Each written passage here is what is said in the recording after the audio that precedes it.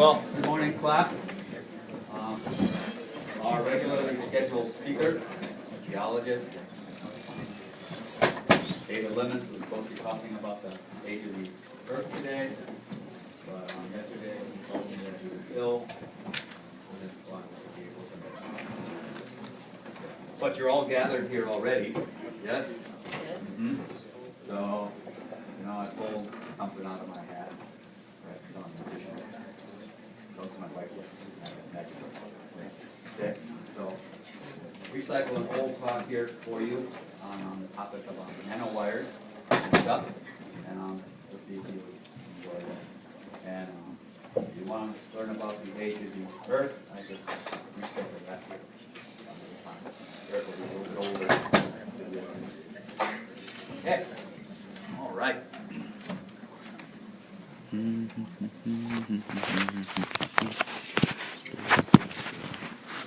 Okay. So let's get this way. All right. So a few years back, now I guess many years back, almost 10 years back, but I still remember it pretty well because it was an interesting experience all around. I got a summer fellowship at the Naval Research Lab in Washington, D.C. So this was a big deal for me back then because Naval Research Lab is like one of the premier laboratories to work in the United States. It's way up there on the top list of things. And Washington, D.C., like, wow, man, you're at the center, the hub of all the activity of the world in Washington, D.C., yes? So I took off for the summer, and I went to the Naval Research Lab, and you can see up there, there's a picture right here. There's the Naval Research Lab. It's kind of zoomed in. You can see it zoomed out. There's the wharf that you can see that goes out into the Potomac River, and it's kind of a nice thing. You can go out there and take your lunch out here and sit out there and watch the president's helicopters fly over up to the White House, which is just up the river, stuff like that. That was one of the nice things. The less nice things about it is that, well, I don't know if you can see in this picture, maybe the next picture. Okay. Down here, oops, lost my connection. Shucks. Okay, I think we're reconnected. Down here, oops, wrong button, sorry. Whoop. Down here is where the Naval Research Lab is. You can maybe pick out the wharf in there someplace. But also right next to it is Washington, D.C.'s water treatment plant. Yeah. So, you drive by this yucky smelling place every time you come in the Naval Research Lab. And the Naval Research Lab is not like Laterno's campus where you have all beautiful buildings everywhere. Naval Research Lab, you get these grandiose buildings with porticos on the front, and right next to it is a crappy old building that's about ready to fall down. And next to that one is this fancy new steel building that just built last year. All different sorts of things. So, a big mix of different things there at the Naval Research Lab. Okay. So this is what I was doing there. I was making these things. Never done this before, but I joined this group who was doing this surface chemistry. These are what we call nanowires. They're called nanowires because they have dimensions of less than 100 nanometers in their width. Okay, but they're much longer in length. Okay, and because of the nanometer dimensions, they'll have quantum mechanical properties. Okay, that bulk materials won't have. And so you want to grow them with the right properties, the right dimensions for your particular purposes. Okay? And so what purposes do we have in mind here? Well, here's some other nanowires. Here's nanowires grown out of nanowires. So you grow a nanowire, and then you coat it with a substrate to grow more nanowires, and then you grow more nanowires. I think this looks like a nano test tube brush, kind of, right? Yes. So anyway, you can do these interesting things, growing these nanowires, right? And here's sort of the chemical mechanism involved with this. You have a substrate. In this case, in this particular picture, it's silica. So here's your substrate. And then you can coat it with different things. Some metal that's going to be able to solvate other metals. And quite often we use gold. So we take silica and coat it with gold. So gold-plated silica, what every computer scientist dreams about, maybe, huh? I don't know. But anyway, got gold-plated silica, very thin layer of gold that you put on it. And then you heat this up, and the gold starts to melt. As it melts, it puddles up in little puddles. So instead of having a very thin layer, solid, on your silica, you get these little puddles, little droplets of gold on your silica wafer. Yes? And then what you do is you pass some vapors of other metals. So you got some vapors of other metals coming over here. And you need metals that will vaporize. And we usually don't think of metals as vaporizing unless you think of gallium, which is a metal that melts in your hand. Right? Everybody knows about M&Ms, right? They melt in your mouth, not in your hand. Gallium's the metal that will melt in your hand, as well as your mouth, I guess. Anyway, you can vaporize gallium, right? And the vapors can come and they can be absorbed by these droplets of gold, and it dissolves the vapor. So you get a solution of gallium, or maybe tin, or maybe some other metal that you can vaporize, right? Dissolved in this gold. And you don't think of that as solutions, but we think of that as solutions, metal solutions. And what happens when you get too much stuff dissolved in your solution? It precipitates. You reach that saturation point. Okay? And so what comes out then, as you keep dissolving things, is this precipitate that forms. And if you keep putting stuff in, precipitate will continue to come out, and you grow your nanowires up. So the size of these little dots is important. If you get a big dot, you're going to get a big fat nanowire. If you get a little dot, you're going to get a little thin nanowire. Yes? Right? It also depends on what metal you're sucking in to your gold. Different metals will grow different diameters of nanowires. Yes? And so it's a real art to get this to work just right. Yes? And you can read the papers. I've read the papers about this surface chemistry. And, everything is supposed to be in the paper with respect to the method of doing things. But that's for those skilled in the art. Yes? And if you're not skilled in the art, you can read the paper and you can get the general idea of how to do this. But if you try to do it yourself, there's all those little things about how to do this that you just wouldn't know. So it helps to go visit somebody, work with somebody who's actually doing this, to develop your skills in the art, so to speak. Learn all the little tricks that people in this particular area need to know to make these things work. Yes? All right. So why was the Navy wanting to grow nanowires anyway? Well, Navy has these things called submarines, right? They go under the water, unlike boats that float on the top. And under the water, you have a different window of electromagnetic spectrums in which you can send signals. Yes? So the signals that we can send to the air are okay unless the air absorbs that radiation, and then it's not going to go anymore. So if you send a signal in the water and the water absorbs the radiation, well, then that signal is going to be lost. Yes? Also, you want to use a part of the electromagnetic spectrum that other people aren't going to be listening in on. Yes? Right? Because submarines are supposed to be stealthy and secret and all that kind of stuff. Right? So you want to talk, secret bands. Right? And so here's a spectrum, and you can see some parts of the spectrum here.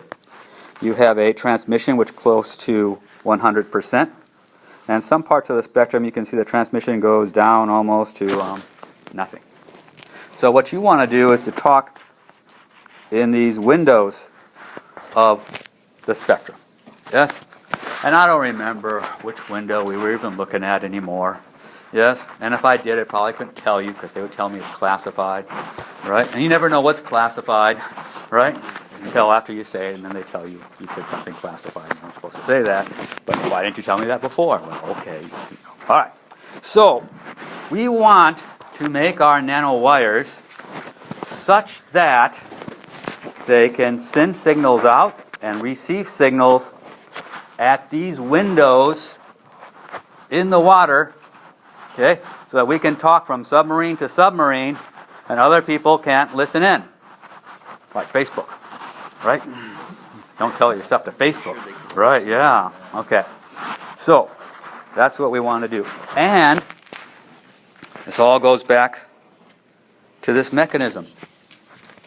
Depending on how you set up your substrate, silica or something else, depending on how thick you put down that original coat of gold, depending on what metals you vaporize to be dissolved by the gold, yes, all is going to determine the dimensions of the nanowires. Right? Everything that gets sucked into the system is going to determine the dimensions. And those dimensions are going to determine whether you can receive the signal or you don't. Okay? You want to receive the signal, Davis? Okay. You want your dimensions to be right? Yes. What if they're the wrong dimensions? Check. No signal. Okay. Submarines will be lost. Okay. Looks like we lost that student already. Okay.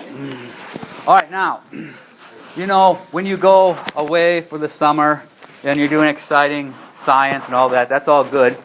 But you should also kind of explore the place that you're at, right?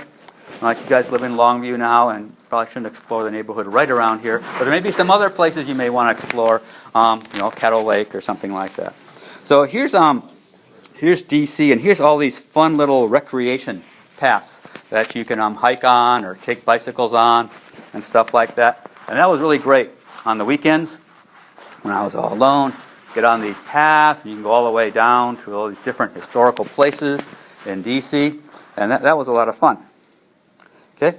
And then one day, when I was on this little walk, most of the time you see other people, and, when you get close to them, they avert their eyes, look the other way, so they don't make eye contact with you because, who knows who's walking around on these paths in D.C., right? Yeah, you don't want to be too friendly. Yeah, oh, here I am, a nice guy from Texas. Hi, nice to meet you. And then they shoot you or something, right? And, yeah, you don't want to be too friendly. But here's a couple that, it's not actually the couple, but they're a picture of an older couple that I met when I was out there. And unlike most people, the guy was really friendly, right? And he was going around looking at the flora and the trees and pulling leaves off the trees. And he was just doing this thing called popping a leaf. Anybody ever heard of popping a leaf? Okay, Grosh has.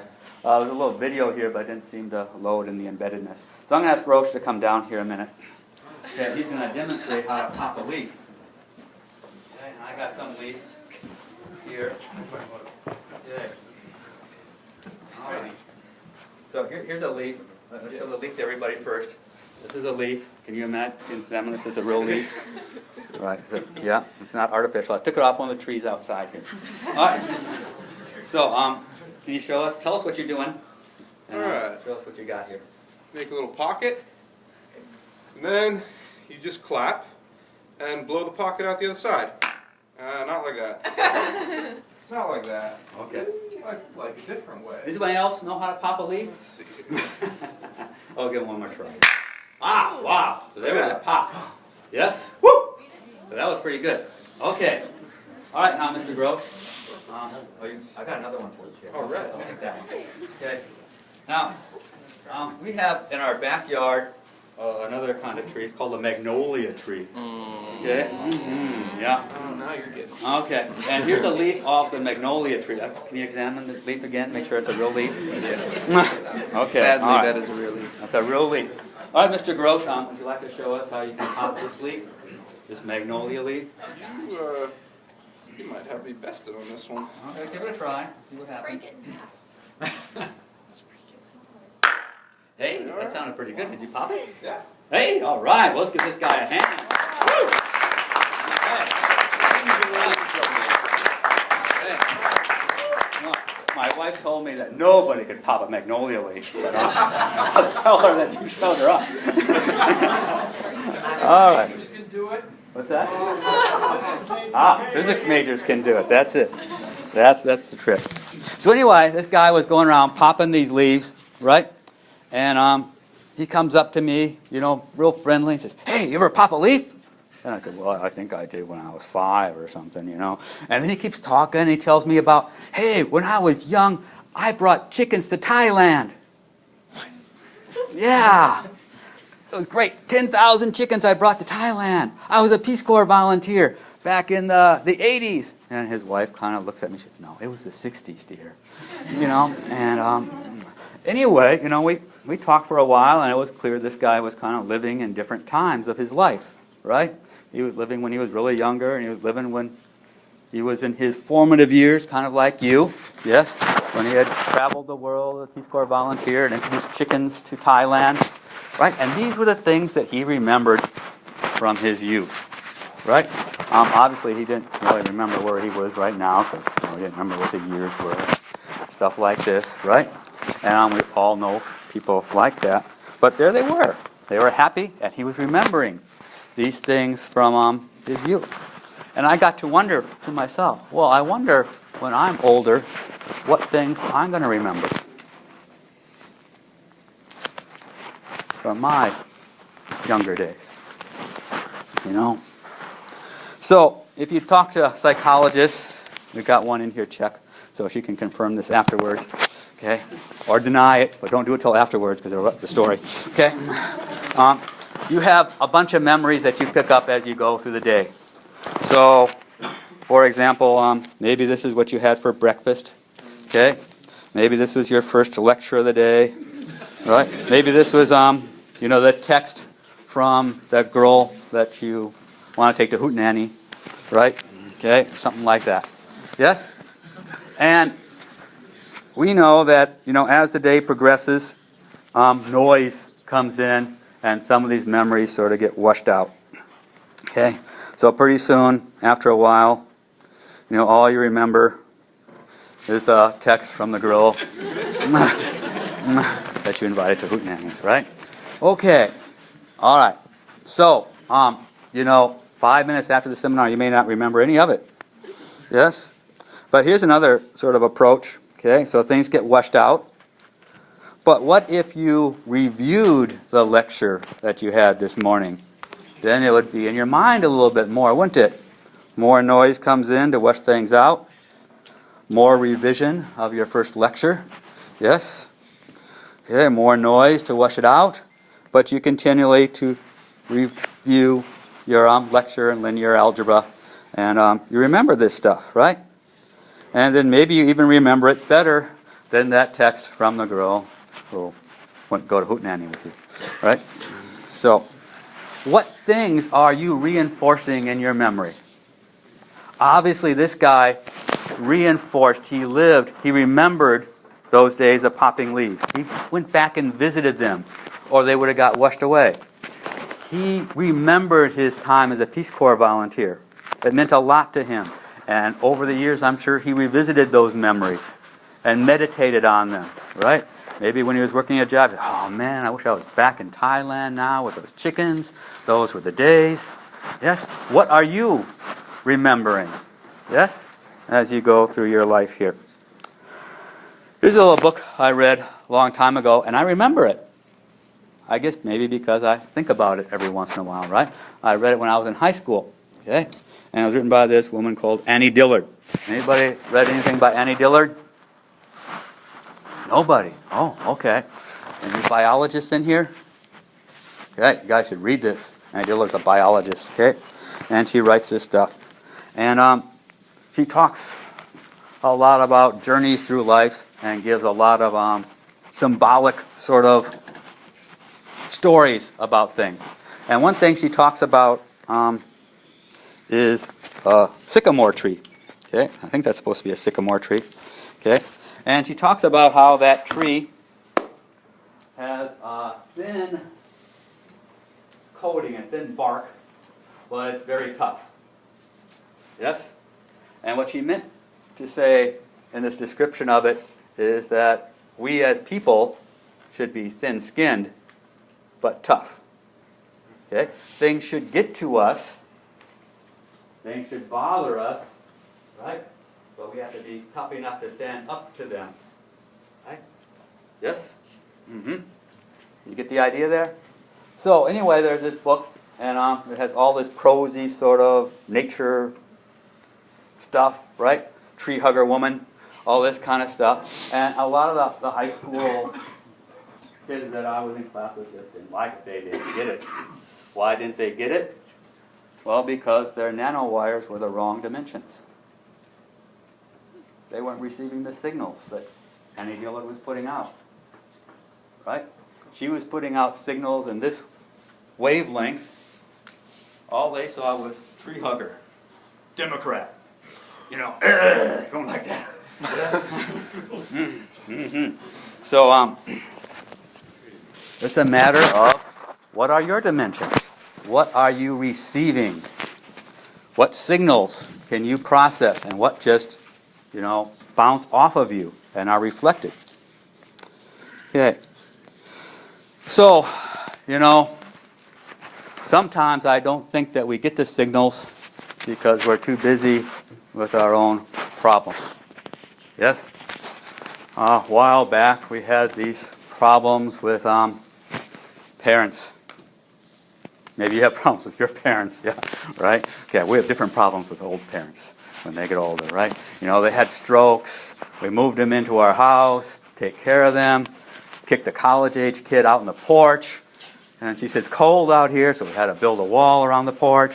All that kind of stuff, right? So, and through all this, I'm thinking, wow, how are we going to make this work? What's the answer here, God? Yes, tell me. You're going to give me a bunch of money to buy a bigger house or what? Here's that answer, right? I'm waiting for that signal to come in. But, I think I was looking for the signal in the wrong frequencies. Yes? Here's R.G. Letourneau. What's he say? Well, he quotes Matthew 6.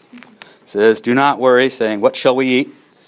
Where are we going to put the college-age student, right? Okay. Mm-hmm. How are we going to fix the front porch so that wheelchair can go up it? Yes? Mm-hmm. Okay. What shall we wear? For the pagans run off after all these things, and your heavenly Father knows that you need them. But seek first His kingdom and His righteousness, and all these things will be given to you as well. That's his life verse. You guys know that, right? You all came to Letourneau. Okay, so you know that sort of thing. Okay. Here's Philippians 4, which says, rejoice in the Lord always. I will again say rejoice. Let your gentleness be evidence to all. Do not be anxious in anything. Then it goes on and says, finally, brothers and sisters, whatever is true, whatever is noble, whatever is right, whatever is pure, whatever is lovely, whatever is admirable, anything that is excellent or praiseworthy, think about such things. And this is where my wife and I had a big fight. I said, wow, chemistry is admirable. Chemistry is pure. Man, I am so lucky to be a chemist. Because, all this stuff going on in the world out there, yes? All these broken peoples, yes? And boy, if you got involved with that, that would tear you apart, right? But hey, the Schrödinger equation, that's good stuff, And we're like, no, Paul's not talking about that. He's talking about salvation stuff that's true. Well, I guess that could be okay as well. But I still like to think that, chemistry is good too. Yes? So, anyway, we're still working out that difference. Okay. All right, Jeremiah, hear this. you foolish and senseless people who have eyes but do not see, who have ears but do not hear.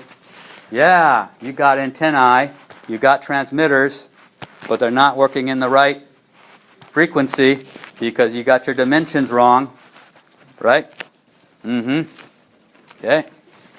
Your tree wasn't thin-skinned, it was thick-skinned instead. Yes? And nothing got through it. You didn't feel anything. Okay? Just like the nanowires. Yep. Trees, nanowires, crazy chemists, right? What's it all about? Okay? So you got to be able to dare to care. You got to make your skin thin enough to do it, right? And you have to be strong enough, right? You got to be a strong sycamore tree enough to love. Yes? All right. So, it's getting late, right? You've had enough of this. Yes, but it's not over yet. What's the take home to all this? What are you going to remember, an hour from now, before all the noise sets in and washes this memory away? Yes? Okay. What will you take home? What will you meditate on? What will you construct in yourself? Yes? You choose to construct your dimensions. You choose what you bring into yourself. Right? You're going to choose to make yourself receptive to different frequencies. Okay? How will you construct yourself? Well, you get to decide. You can forget all about this lecture, or you can meditate on it. Okay? What will you precipitate? What will you think about? Here's something from Romans. Do not be conformed to this world, but be transformed by the renewal of your what? Mind. Yeah. And I said, see, my wife? Renew your mind with quantum mechanics. Right? Get rid of all that, social injustice going on that's bothering you. Just, get back to the pure and the adorable. Renew your mind with linear algebra. It works, doesn't it, Lois? Absolutely. It does. Okay. Anyway. Here's that same verse, 1 Timothy. Barack Obama did a nice sermon on this on one of the National Prayer Days. You can check it out. Okay. He focused on the spirit of fear part in this verse, right? Where he talked about, people rising up against injustice. Okay. Able to, because they did not have a spirit of fear. That they had a Christian spirit of courage that displaced that spirit of fear. Okay? All right. So we're talking about the mind here. Okay? Here's the NIV version of the same verse. For the Spirit of God gave us, does not make us timid, but gives us power, love, and not mind, but self-discipline. Which makes me wonder, maybe in the Greek, mind and self-discipline are similar sort of words. And maybe if you're self-disciplined, maybe you're going to have a strong mind. And how do you make yourself self-disciplined? Well, it depends what you construct yourself with. Yes? Okay. Oops. There we go. So, Battlefield of Your Mind. This is one of my wife's books, right? Okay, this is the kind of stuff she reads, right? And I thought, that's just like pop psychology type stuff, And so she demonstrated to me, using this book, showed me where I was prideful and arrogant and unable to understand what was going on in the world. And so then I was properly corrected. So, and the idea here is there's a battle in your mind, right? Okay? Okay? And she starts with this verse here. For as he thinks in his heart, so is he. So as you think, what goes on in your mind determines what you're going to be. How you think, how you construct yourself, again, determines what you're going to be. Okay? So it goes back to nanowires, right? What will you absorb? What will you think in your heart and your mind? Will you be self-disciplined? Will you construct yourself in that way? What will precipitate out of you as we go forth here? Okay. And again, what? You decide. If after this seminar you want to, review the latest edition of, Grand Theft Auto, right? Well, that's how you're going to construct your mind, right? If after this you want to go back and do other things, well, that's how you're going to be constructing your mind. All right. So here's a little benediction, right? Do not be conformed to this world, but be transformed by what? Renewal of your mind. That by testing you may what? Discern. Yeah, you'll get the right frequencies. You'll be able to pick up the signal, right? What is the will of God and what is good and acceptable and perfect? Okay? All right. So that's all I have for you today. If you want to join us for lunch in the Joyce Room or the Corner Cafe, you can come on out to that. If you got questions on nanowires and other things, I'll be sticking around here for a little while. Okay, see you all next week.